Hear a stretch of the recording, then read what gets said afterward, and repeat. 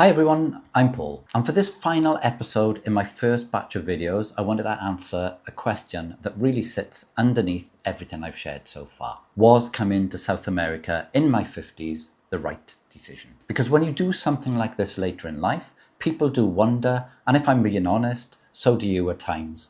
You have those moments where you think, was this a really good decision, or have I completely lost the plot? But now that I've had time to live it, not just think about it, I can honestly say, yes, it was the right decision for me. That does not mean it's all been easy. It definitely does not mean it's all gone to plan, but it was still the right decision. A huge part of the reason, if I'm being completely honest, was Vanessa. The plan was to be together properly, to build a life around that, and to stop trying to make a relationship work through distance, visits, and waiting. And that mattered a lot to me. So this was never just about travel. It was never just about trying something different, and it was never simply about coming to South America for the sake of it. It was about choosing a different kind of life, being with someone I love, and then working the rest out as I went along.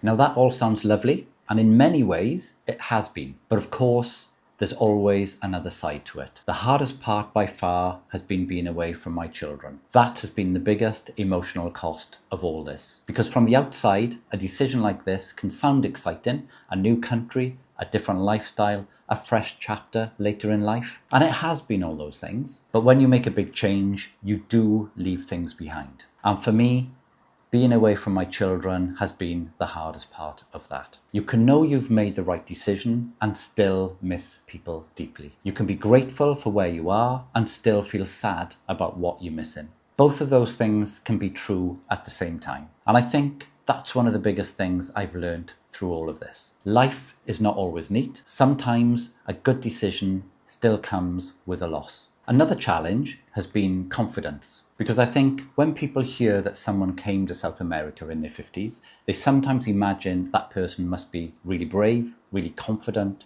really sure of themselves. But honestly, a lot of this has just been me figuring things out one step at a time. I certainly haven't felt fearless. I just kept going. And I think there's a difference. There have been plenty of moments where I felt unsure, out of my depth, or just tired, especially when you're in a different country, in a different culture, trying to build a life that looks very different to the one you had before. Even simple things can take more effort than you expect. The language has also been a major challenge for me. My Spanish is still very much a work in progress. And if I'm honest, that has been one of the hardest parts, because when you cannot properly express yourself or easily understand everything around you, it affects more than just your communication. It affects your confidence, it affects your independence, and it affects how comfortable you feel in everyday life. I've relied heavily on Vanessa because of that.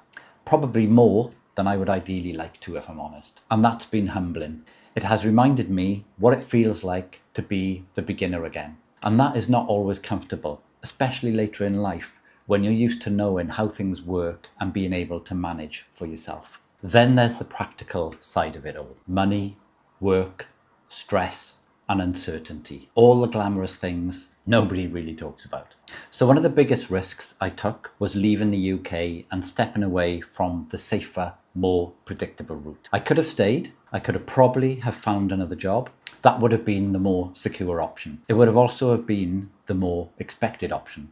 But instead, I took the gamble of coming here and trying to build something of my own. And if I'm honest, that has not gone the way I originally imagined. The business side has been far more unpredictable than I wanted it to be. There's been stress, doubt, uncertainty, and a lot of trying to work things out as I go along. It definitely has not followed the neat plan I had in my head. But even with that, I still do not regret it, because sometimes the plan you had is not the life you end up with.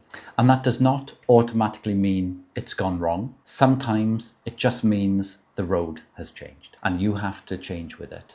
That has been the big part of this whole experience for me. I came to South America thinking life might go one way, but it has gone another.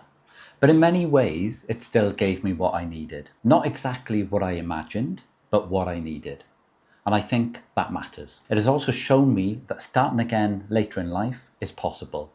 Not easy, not tidy, not guaranteed, but possible. I think a lot of people get into their 40s, 50s or 60s and start to quietly believe that big changes are for other people, that it's too late, that they've missed the moment, that they should probably just stick with what they know.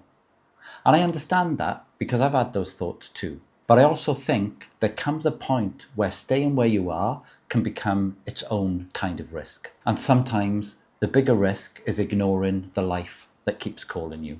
So, was coming to South America in my 50s the right decision? For me, yes. Definitely yes. Not because it's been perfect, not because everything has gone smoothly, not because I've suddenly become this fearless new person, but because it stretched me, it changed me, it gave me experiences I never would have had otherwise. It brought me closer to the life and the person that mattered most to me, and it proved to me that even later in life, you can still make a bold decision and build something different. You might not get it all right, you might have difficult days, you might miss people, you might feel uncertain, but that does not mean you should not do it. Sometimes the right decision still feels scary. Sometimes the right decision still comes with sacrifice. And sometimes the right decision only makes sense once you've lived it. If you're watching this and you've been thinking about making a big change in your own life, whatever that might look like, I think the biggest thing I'd say is this: do not assume it's too late. Do not assume